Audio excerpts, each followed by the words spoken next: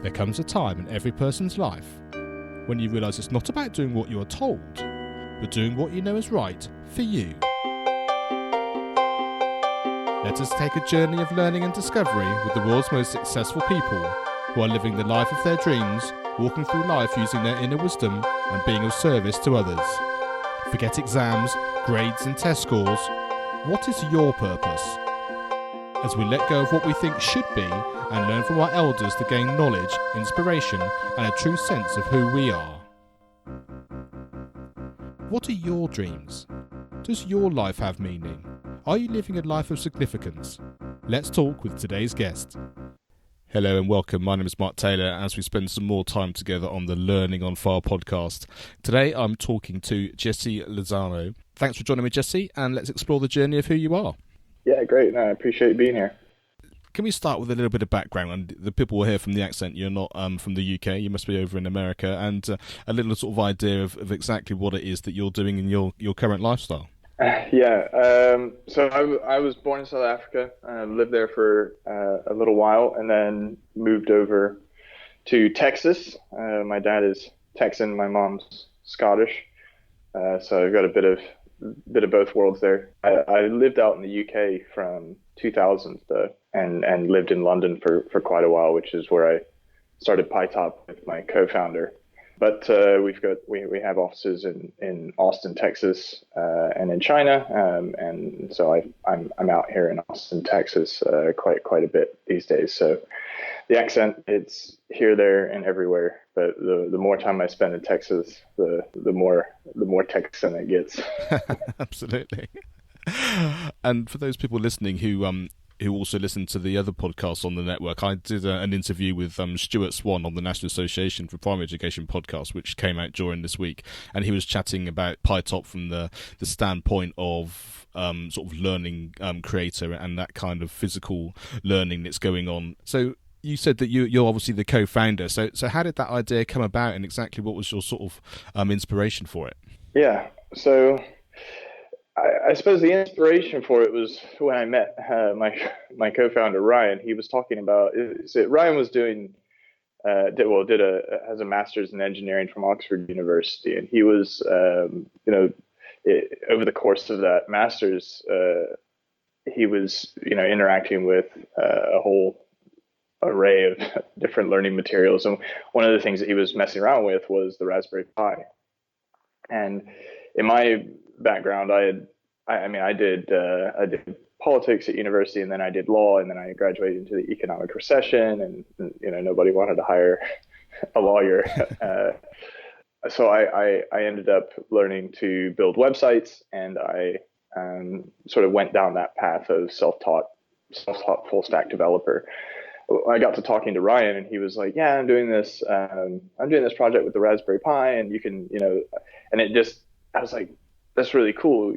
So you can just build anything." And I guess that was, I realized that, wait a second, you can build anything that you want. And wouldn't it be, really cool to be able to learn to not just code, but learn how to build hardware, learn how the digital interacts with the physical, and kind of, wouldn't that be a really interesting way to learn computer science in school?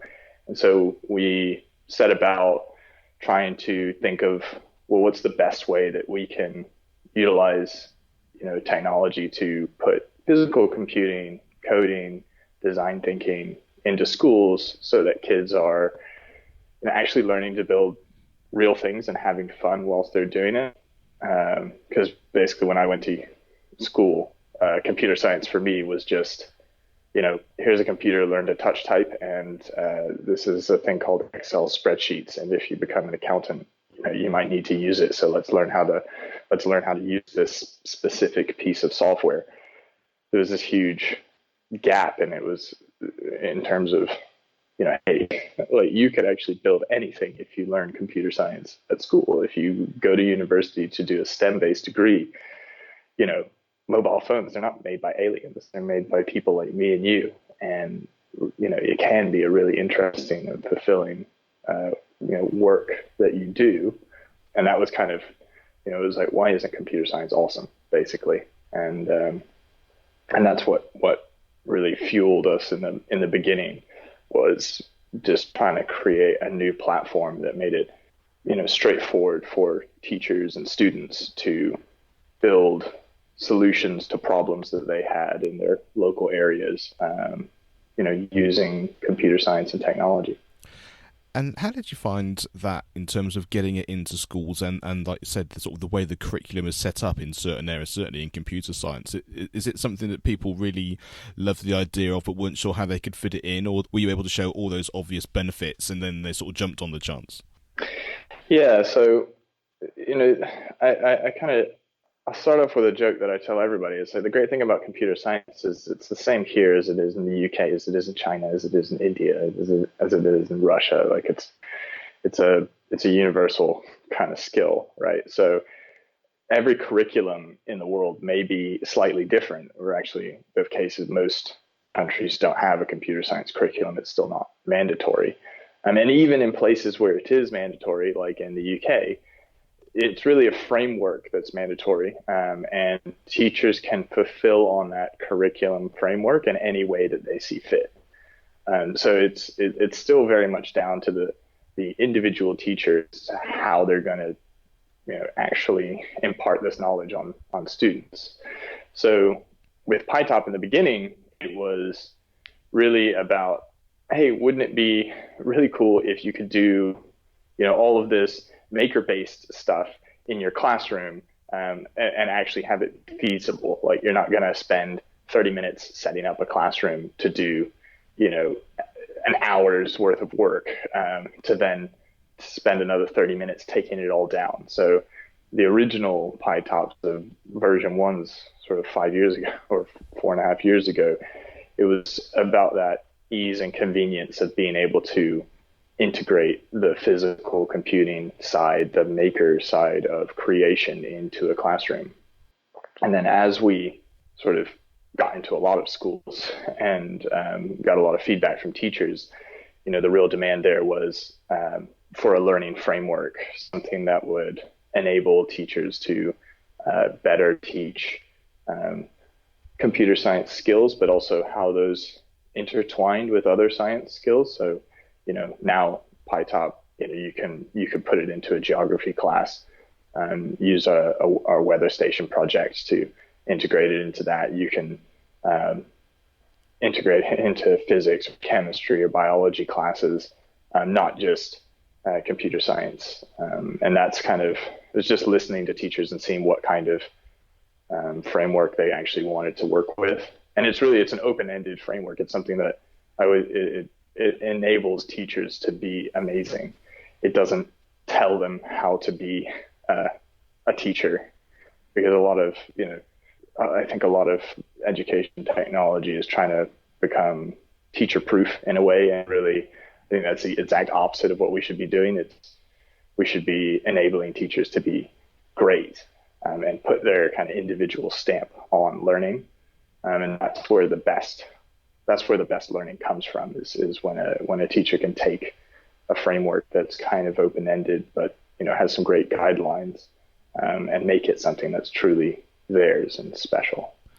Yeah, I mean, that makes so much sense, and I think when I was chatting to Stuart on the other podcast, we were talking about lights and buzzers and creating a structure to put all these things in, and I was just suddenly went off in that direction of yes, and then it's like, well, how do you create the structure, and what materials do you use? And then you learn the same sort of learning format and ideas that we were talking about with pitop into the how you create the structure and all that kind of thing. And then all of a sudden we were talking about a very expansive, very exciting, very student-led way of learning, which is incredibly inspiring for everyone involved. And then we started talking about the idea of testing and all that sort of stuff, and I was sort of joking on there as we started talking about that very briefly, sort of felt the life being sucked out of me again as I remember all those times. And I thought it's that idea, isn't it, when you can inspire teachers to take it in whatever direction, when you can actually really get the children and the students really involved in what they're doing, you can cover every part of any curriculum you ever needed to do. It just opens up a whole new different world. And what I love about this is a concept and as a product is the fact that you can actually see and understand how it all works, because it's physically there, it's out there in the world, and people can actually visualize exactly what's involved. And I think that's the way the world changes, is because people can see how it works. It's not just about chatting about it, it's actually about physically being able to take part. I completely agree, and it's about creating those moments in time that enable you to remember the information that you're supposed to remember, right? I mean, look, instruction-based learning, there's a place for that, and it is important. Like, ultimately, you need to, memorize some knowledge and some information, but in your professional life, no one knows everything, and if you ever hire anybody who says that they know everything, well, you're probably in for a rough ride. So it's really about, well, how can you take lots of disparate information and apply it towards a problem to create a solution? And in doing so, you create the best way for students to, ultimately, they all have to do an exam at the end of the year. It's like the necessary evil. But I can tell you now, I'm 31, and out of all of my science classes, I remember the practical ones the best. Like, I know that if you throw potassium into water, you'll know all about it. I know that if you steal some magnesium strip from the chemistry lab and take it to your friends after school and light it on fire, it really lights on fire. And I know what the inside of a frog looks like because we dissected one in class. Those are permanent memories that are embedded in there because I have that experiential moment in time where I went and did something with the knowledge that was presented. Maths is a massively useful subject. Do I remember most of the stuff that I was taught? No, but if I went online and researched a little bit, you'd get it back and all that. But it's really about providing those touch points for students to anchor everything it is that they're supposed to memorize on. And when they come into an exam and they have to, with a pen and paper, write code, then, which is a ridiculous thing in and of itself, but they can rely on the examples that they built and contributed to themselves, rather than having to sort of do a memory recall exercise where they're just, what's a for loop? Okay, I remember this. It was in this page of a textbook, and here's the definition, and here's an example. It's flipped the other way when you do experiential learning. It's, okay, I know what a for loop is because I built this thing, and therefore this is the definition of a for loop. Yeah, and I suspect as we start to progress through the podcast, a lot of these themes will come up with the answers to some of your questions. So why don't we why don't we swing back round now, and I'm interested to see how this question goes, bearing in mind all the places you've lived and your experiences. But what does your life look like now, and how would you say it's different from when you were growing up? So it's a question that I've thought about. I've been working a lot. I've always worked a lot, but now, I suppose what's different about life now is that the stage at which I'm working on is a lot bigger, and it's genuinely very, very fun to get up in the morning and work on a massive problem. Like, what problem is Pitop trying to solve? Was, how do you teach millions of kids the skills that they need to thrive in a changing world? Right? So it's not just computer science; it's all those future skills that we're going to need. And as we go forward and more machines take jobs that we kind of traditionally did as humans, how do we solve that problem? So it's really fun to be able to work on that. I travel a lot for work, and that used to be more fun than it is now. Sort of 4 years of consistent, almost weekly travel. It takes a toll. But it's actually sort of opened my eyes to the world in a way that they weren't before, which is great. And yeah, basically my life right now, it's completely surrounded by technology. I 100% like to bring on as much new technology as possible, although sort of staying away from just like social media stuff, because I don't particularly like that. But any new techno, I'm pretty obsessed with the new Microsoft HoloLens and and all that side of stuff. My life before, it was I guess I've always worked a lot. I always liked studying, and I always liked applying myself to things. So when I was a kid, I played a lot of baseball in Texas. Went to the Little League World Series in Cooperstown, New York. I played for the UK a little while, and then I was a black belt in karate for a while. So I did loads and loads of sports when I was young, and I'm kind of paying for that now that I'm older. So I feel it. But I suppose technology was not actually, when I was young, it wasn't a part of my life at all, really.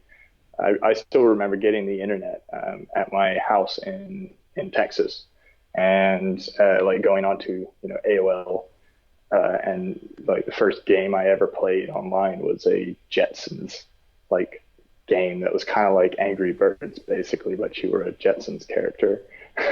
And so that I suppose it's really been me learning what I wanted to do in life, and now I'm finally getting to do that. I had to do a lot of university years where I was doing subjects that were interesting, but definitely not what I wanted to do in real life, to get to this point where I kind of happily lucked into being involved in technology and education. And it certainly sounds like a lot of it, and I can certainly remember the same thing. When you're younger, you don't actually know where you're heading necessarily. It's only just a kind of, I like doing this, I like doing that. And like you say, whether it's studying certain things or whether it's doing sports or just being interested in something, that's all you can do now. And actually not worrying too much about the bigger picture, but just sort of following your gut in terms of what you do and don't like. And putting your efforts into things which then you can really strive for as you go through. And like you say, bit by bit, as you do get older, the reality for everyone is that you have a bit more control because you don't have to go to school. You can choose to study, but then you suddenly realise that what you have gained in that early years is that kind of, but I did enjoy this and I do enjoy this now, and that relationship stays the same. And I think that's probably quite an important one for you to sort of understand, is that, as you were just saying, your life is completely different than it was, but in essence, your sort of understanding of what you enjoyed was the thing that sort of led you through. Well, completely. And one of the lasting, I've always been involved in team endeavors, like whether it's doing 10 tours like Duke of Edinburgh stuff or playing baseball or cricket or rugby. I've always done team-based stuff, and that it's great. It's one of the best sort of things that you can do when you're young, because collaboration and working together to create something better than what you could do by yourself is one of the most important skills in life. And that, it's one of the reasons why pitop, we focus so much on collaboration. I always make the joke, it's like, when's the last time you ever had to do something in isolation by yourself with no help from the internet for 3 hours, right? But guess what? That's how they're going to grade how much you know. Yeah, for sure. In university. So the extracurricular, that team building side of things, whether it's like, doing hackathons in a team or whether it's doing something sporting, it all builds to something very important, which is, well, how do you work with other people to solve a problem? Yeah, I think that's great for us all to hear that how all those things actually sort of fit together. So having said all that about the school setup and everything, what was valuable about your school experience? So I had a few different school experiences. When I was in Texas, I went to a really small school. There was 150 kids in the whole school. And in my year, there was I think there's 12 or 13 kids in my year. So it was very different type of school. And then when I was 13, happily, I managed to get a scholarship to go to a fantastic school in the UK called Millfield School in Somerset. And just an amazing school, fantastic sports, but also amazing academic facilities. It was just a great experience for me going there, and I grew up a lot going to that school, because Millfield, they have over 1,000 students from and kids from 52 different, well, must be more now, but over 50 countries go to this one school. So it's just this amazing melting pot of different cultures, different people, different ideas. And the teachers there were fantastic, even though some subjects were better than others. But I guess going to that kind of school, I got a really good understanding of how to perform well on exams. And that is one thing that I think all top schools, whether it's a good thing or a bad thing, you learn how to perform well on exams. And it's not the same as actually knowing things. It's just you learn a skill, which is how do I write a good essay so that I get an A on this exam, rather than how do I become a master at this subject. Some subjects, though, at school were just should have been really boring, and they weren't because the teacher was so great. And so I get my takeaway from education in general was that it's not the end of the world if you don't perform well at school. I mean, actually, if you genuinely choose subjects that you're interested in, you probably have a better time of it. Like you said earlier, when you're a kid, you don't necessarily know what you want to do. Well, when I was a kid, I knew what I wanted to do, but I didn't know. I knew that I wanted to be a lawyer. And I signed a contract with my parents when I was 12. I was like, I'm going to be a lawyer. That's what I'm going to do. And from 12, I shaped my entire school career to be a lawyer, which is crazy, really, if you think about a 12-year-old deciding that. But that's what I did. And then I ended up really hating law, and I thought it was just wasn't the thing for me to do, even though I went to university to do it. So I should have done DT and things like that, but it wasn't. I just, even though I really liked those subjects, and I could have spent hours and hours, I could have spent 24 hours a day doing like fine art and DT type stuff, but I didn't think that you could make a career out of that. No, and that's the great thing that that I hope that people start to understand as through all of these podcasts is the fact that, one, you don't necessarily know where you're going to end up, and also that even having done what you said, you signed a contract with your parents and you went to university to study all these things, you still now find yourself only at the age of 31 doing what you love in a way that you do it in that creative environment. So nothing is forever. You can make those changes as and when you feel like you've got the ability to do it, I guess. Yeah, completely. And it's not just making those changes when you're young. People make those changes. I mean, look at Jack Ma. People make, or like, what's it? Who is the McDonald's founder, or the controversial one, Roy Kroc, I think. These people change directions, and you can change direction at any stage of life. There's always going to be an on ramp to becoming successful, but really, yeah, what is success? I would argue that it's actually being able to do what you want to do every day is more important than sort of consumer-based ideas of success. Yeah, I absolutely agree. And you talked about some of your subjects sort of being more fun than you thought they ought to have been, or whatever. And so, which teachers do you remember? And I guess you'll remember them because of exactly that, sort of making them fun within a subject you weren't even sure you wanted to be having fun with. Yeah. So in typical school fashion, I don't know the first names of my teachers. They're all sir or miss. But so economics, Mr. Snedden.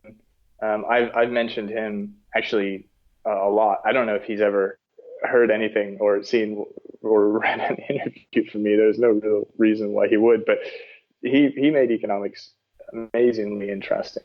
He had worked in the city for a while, and then became a teacher at Millfield School, and it just made things interesting in a way that they just, any other teacher could have just gone through the motions and explained to you what economies of scale is, or opportunity loss is, but the way that he was able to link those the things that you needed to answer on the exam to real world examples that he'd actually gone through.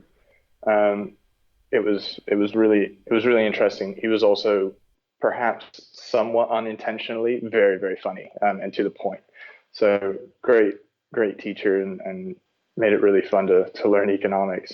And then another one, Mr. Rolfe, and politics, and he was just an extremely charismatic teacher. Everybody liked him, and there wasn't a student that didn't think he was fun and interesting. And also, he had a great subject he taught history and politics, but I did politics with him, and yeah, again, it was really fun because you were able to link what you were learning in the classroom with stuff that was happening right now, so it felt extremely relevant, and he was really, really good at doing that.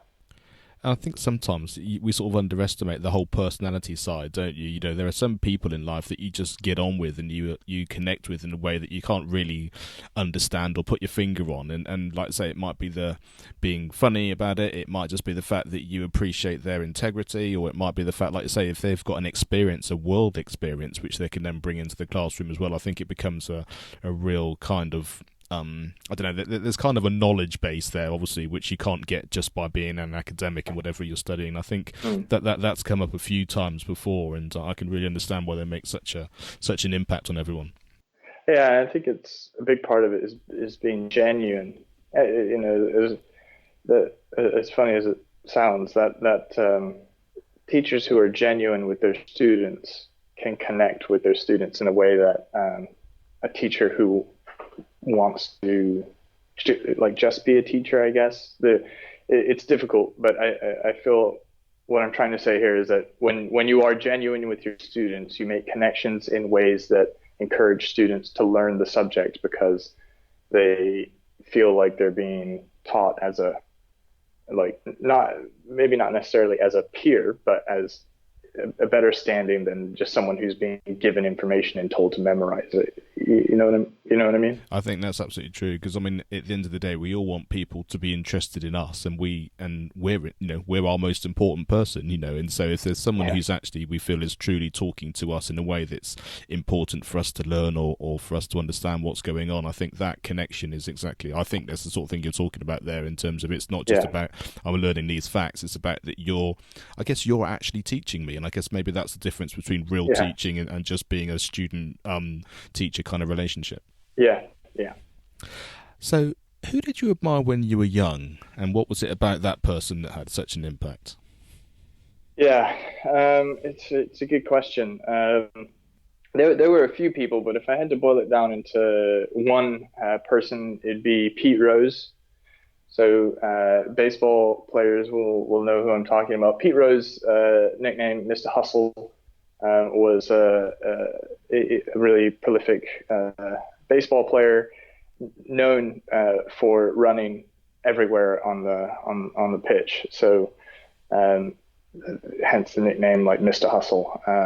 He would run everywhere, do everything to 110% effort.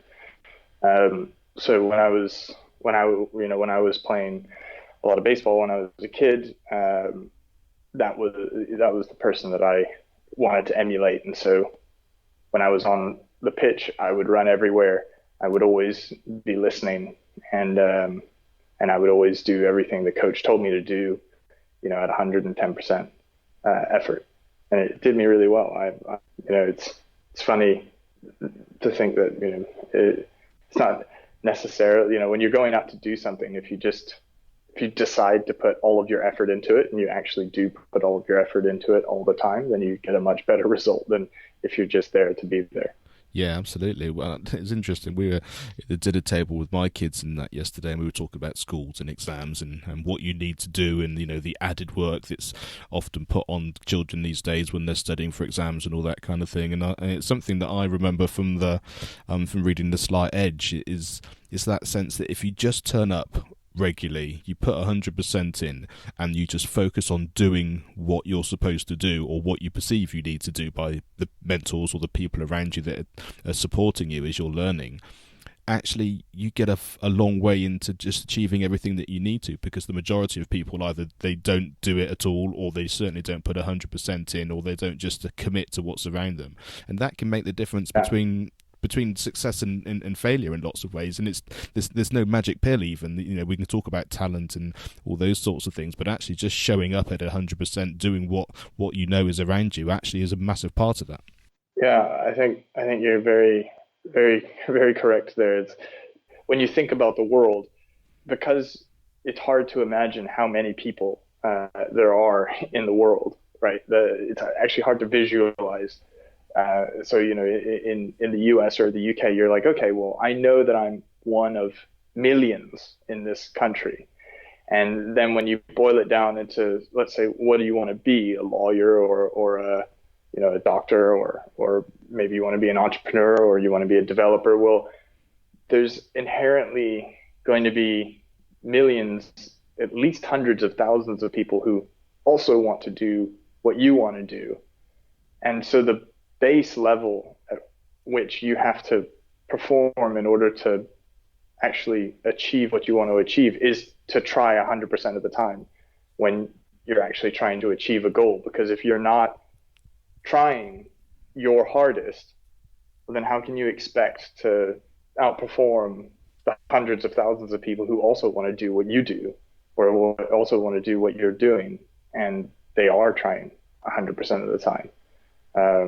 So yeah, it's a really important lesson, I think, that a lot of young people could learn, is that it's not just going to, like, trying really hard is just that's the standard that you have to do. And then there's things like luck and networking and sort of the random number generator stuff that happens in your life. Yeah, absolutely. And often people say they make their own luck, but like you say, there's within that, there's the understanding that bigger picture. And I love the fact you just mentioned there about networking and just how you show up in the world. How you talk to people, just even knowing that you should talk to somebody or whatever that happens to be. There are lots of those skills which aren't actually taught in school necessarily, and actually they are probably the most important things when it comes to actually being not being even a grown-up, being anybody that wants to interact with people and actually thrive in a society of like-minded people. Yeah, exactly. The more people you talk to, the more likely you are to find people that are interested in what you're doing. Yeah, absolutely. What was the best piece of advice you've ever been given, and who gave it to you? Yeah, so I think the advice is twofold. The first being it's sort of a statement rather than advice, and it was, "What have you done lately?"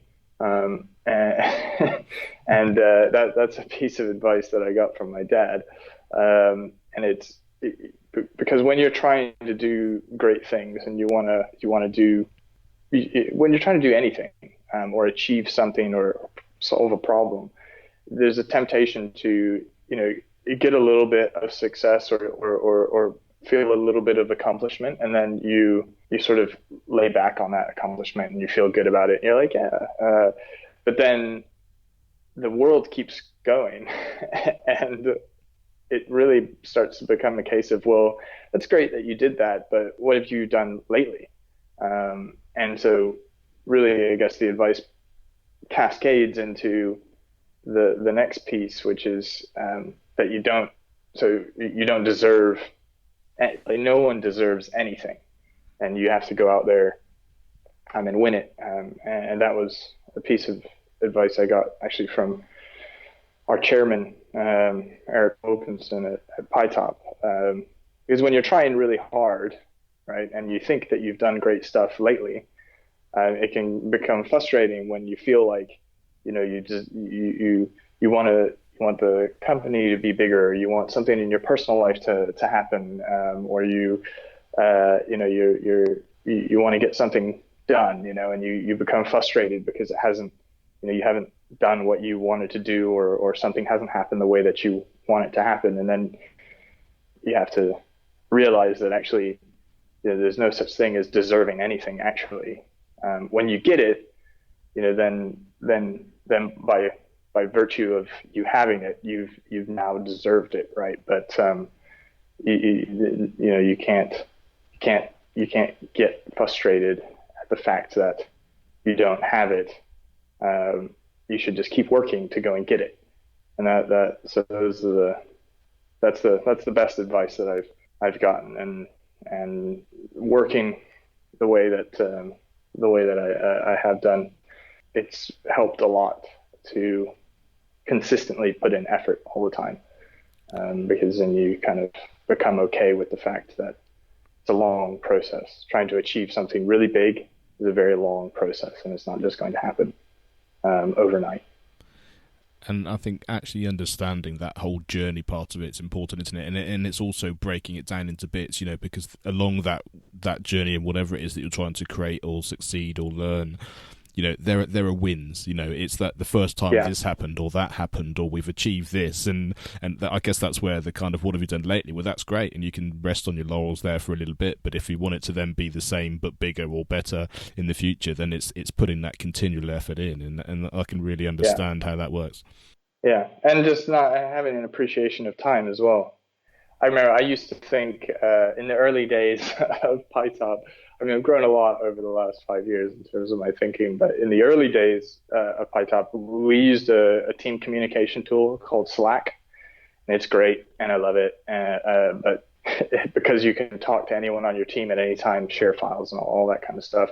But I used to say to everybody who was on the pitop team, I'm like, you have to be available on Slack at all times, like all the time, not just in work hours, like all the time.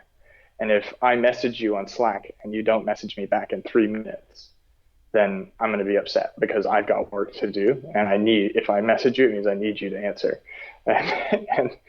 And which, you have to be a little crazy at the start of things when you're literally, printing laptops in your living room and trying to do stuff with no money and all that. Time I'm not like that anymore, thankfully, and I think thankfully for everybody on the team as well.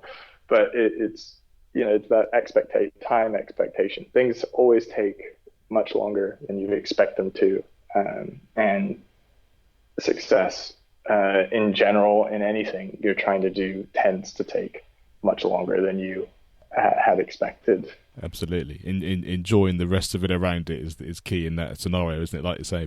Yeah. Like you said, the journey is a very important part of it. It's like super stereotypical advice. It's not the end. Like the end isn't the reward. It's the journey that is the reward. Like that's so you have to do something that you want to be doing, because if, let's say, you work for 10 years to do something, and then you get to the end of the 10 years and you're like, where's my reward now? Well, no, it's all the things that you did in the 10 years leading up to, the kind of plateau of whatever you were doing. That was actually the reward. And if you weren't doing something that you didn't want to do for 10 years in a row, then I've got some bad news for you. Absolutely. It's a really sort of potent point, really, because my day job is a professional musician, and so having been to music college and studied in London, that sort of 10,000 hour rule of just those days of getting up and practicing and all that kind of thing. The one fantastic concert at the Royal Albert Hall is brilliant, but those 10,000 hours in the practice and the rehearsals and the driving around and all of that sort of stuff, if you don't love the entire process of that, it's a very long time to wait to get that adrenaline rush in a world famous concert hall. Yeah, and time makes everything seem fun. You know what I mean? All those terrible times, like I bet for you, I bet it's the same as it was for me. And that, obviously you remember some of the really cool stuff that happened, like when some amazing moment happened, and you're like, yeah, that's great. But actually, the things that I look back on, like kind of, and I'm like, oh yeah, that was cool. It's like the horrible bits that were bad at the time. Like kind of like sleeping on a bad bed, and you're not eating properly, and you're kind of working all the time, and you're like, oh God, it'll all be better. It'll all be better eventually. Like it'll be fine. Those are the times that I find myself, like when I meet up with Ryan again, or I chat to people about pitop in the early days, I'm like, yeah, well, like that was terrible, right? But it's, those were the most fun bits now that I look back on it. Yeah, yeah, absolutely. I love that. And we're talking about sort of journey and all that sort of stuff. What does your future look like? Yeah, well, that's a $1 million question, isn't it?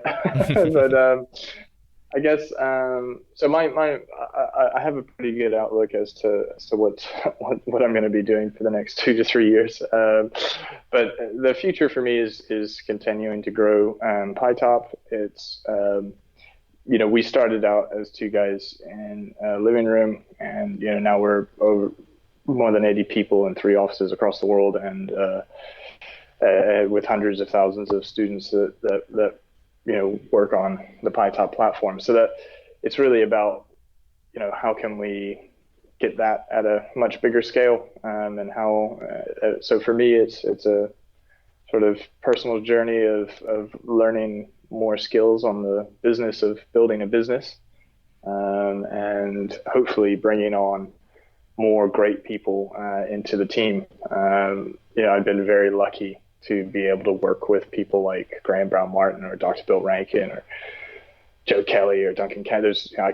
Paul Callahan. I could name literally anybody in pitop, and it's like I'm extremely lucky to be able to work with them. So one of the big parts of my future is being able to work with these great people and have them. It's pitop is way more than anything me and Ryan built in the beginning. So it's working with people like that to make it much better than it ever has been or is now. So that's the future for me, is just consistent participation in this thing that we call pitop. I love it, and I love that whole collaboration thing and the working with people, and sort of a slight tangent to that is the fact that I've worked in many organisations where just getting things off the ground are incredibly hard, and people sacrifice so much, and they put their sort of their blood and sweat into getting it going. But the one thing that's always held them back as they've sort of gone out of that stage and wanted to sort of progress is the fact they've always wanted to keep their hands so tightly around everything that's going on that they've not brought in the people that can help it grow, or they've brought people in, but they've sort of handcuffed them to doing exactly what they wanted without sort of allowing that collaboration to grow and expand. Because like I say, if you're working with great people, they are the sum of what you could achieve, and I just love the way you were talking about it and what you're wanting to do. It's a very sort of expansive vision, and I think from there it can only be a positive one.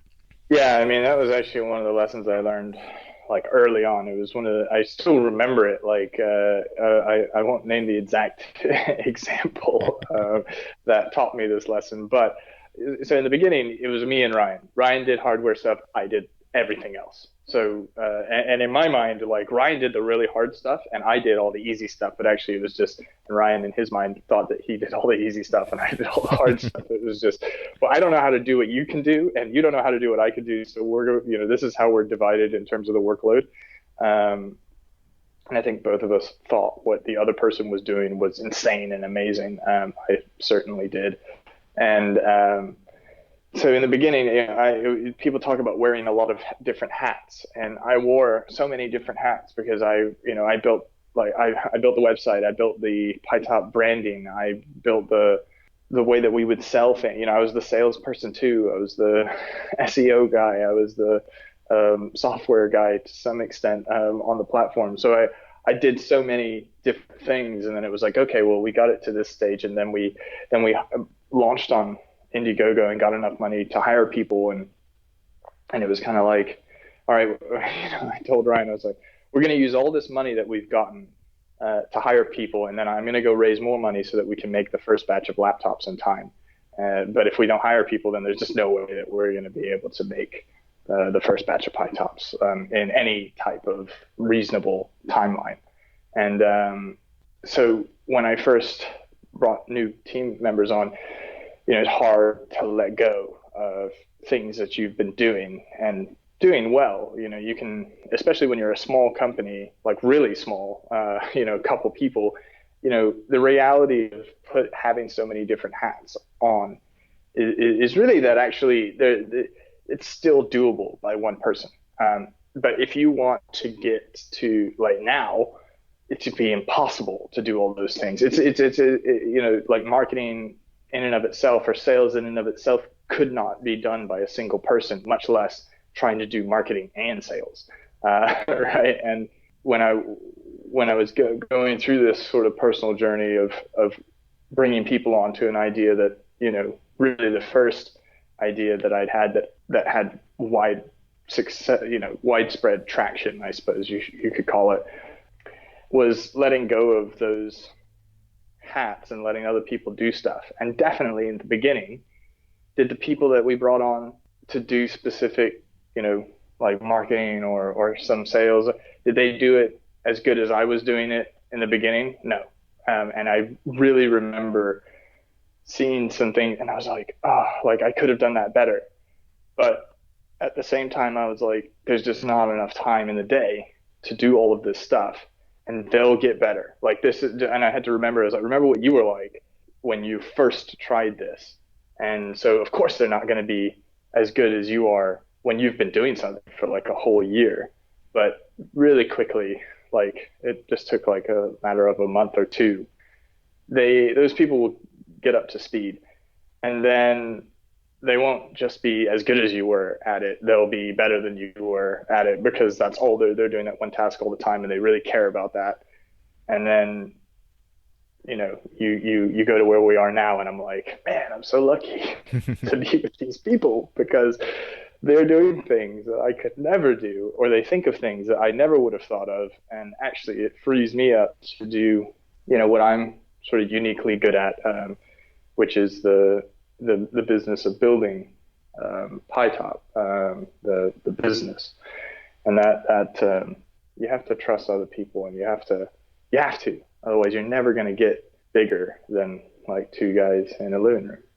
Absolutely, and I love the correlation. Really, it's a little bit like when we were talking about the teacher. It's that sense of, yes, they're talking to me, and like you said, if you can take those skills on board, and you're talking to the people that you're training, or you're imparting your knowledge and allowing them to fly, it's the same kind of thing, isn't it? But it's just that the roles have been flipped, really. Yeah, and it's a trust. It's a trust and an understanding that you might not. No one's going to be perfect, especially in the beginning. And you learn through doing. So everyone is going to get better as long as you let them try something. And I guess that's one of the core things that we try and instill in schools. It's how do you learn? You learn best through doing things. So you have to have things in the classroom that allow students to try doing things. Just to finish off then, what podcast, book, video, film, song, or any resource has had the biggest impact on your life so far, and why was that? I mean, this is a really good question. I want to preface it first by when YouTube first came around, I can't remember where I got this idea, but so ages ago when I was 15,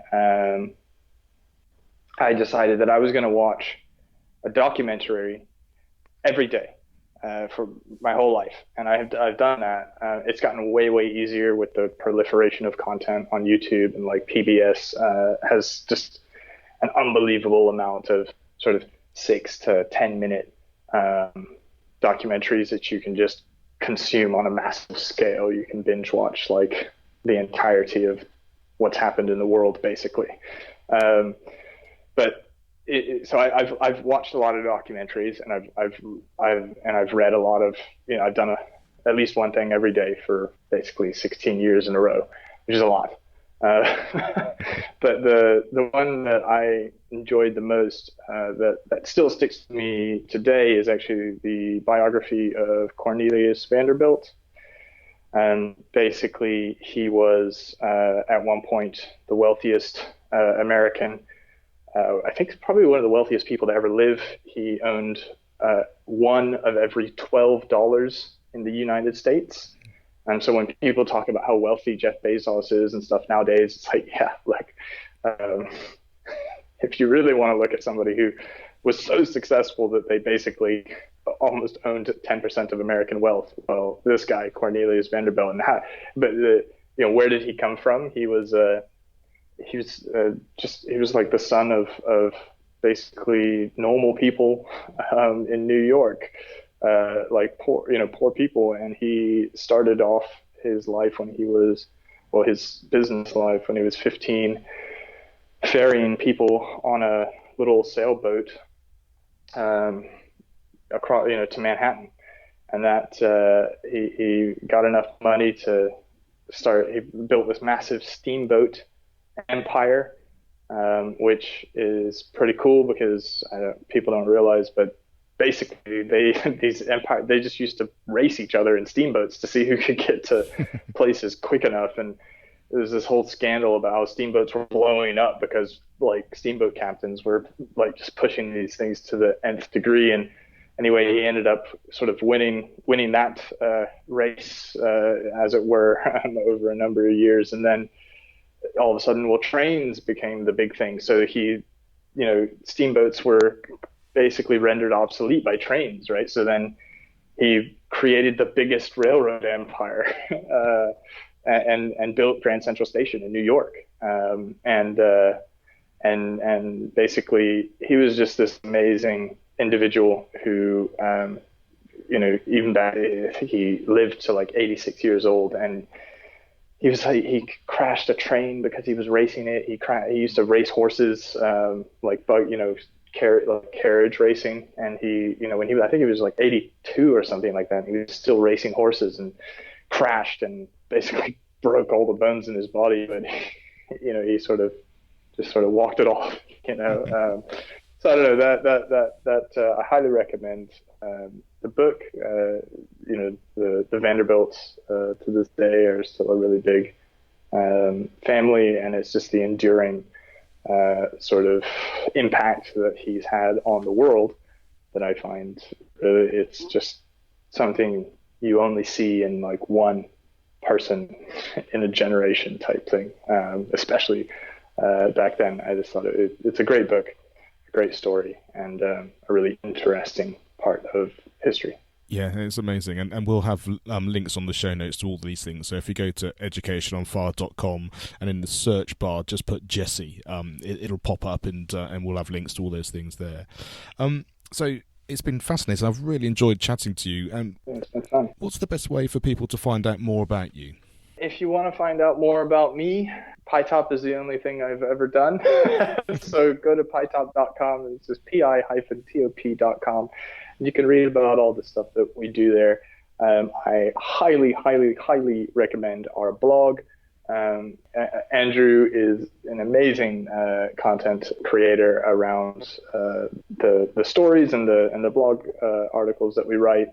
And I've found myself sort of going, all right, great, a new Pitop blog is out. I get to read it.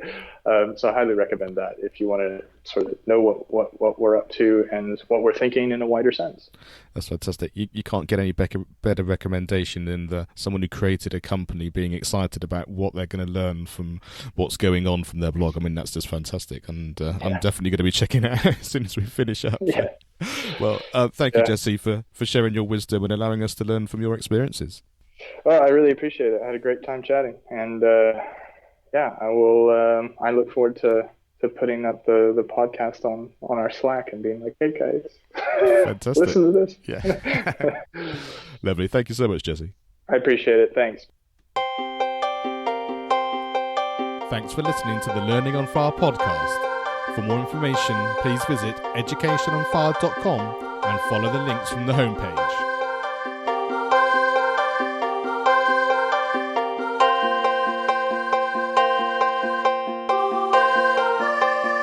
This show is sponsored by the National Association for Primary Education.